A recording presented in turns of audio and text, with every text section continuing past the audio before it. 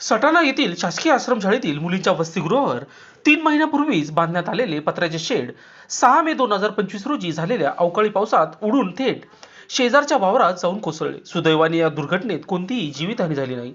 मात्र विद्यार्थिनीच्या सुरक्षेचा मोठा प्रश्न उभा राहिला आहे.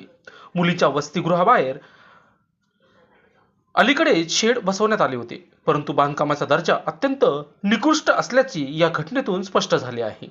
पावसाच्या वाऱ्याने सहज उडून गेलेले पत्र्याचे शेड हे ठेकेदारांनी हलगर्जीपणे व चुकीच्या पद्धतीने बसवले असल्याचा आरोप ग्रामस्थांकडून करण्यात आला आहे.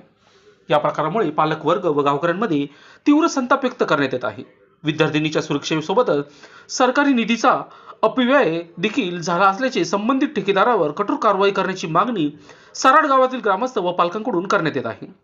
प्रशासनाने या प्रकरणी तात्काळ चौकशी करून जबाबदार ठेकेदारावर कारवाई करावी अशी मागणी जोर धरत आहे. तसेच आश्रमशाळेतील विद्यार्थ्यांची सुरक्षितता सुनिश्चित करण्यासाठी योग्य ती व्यवस्था तात्काळ करण्यात यावी अशी अपेक्षा व्यक्त केली जात आहे.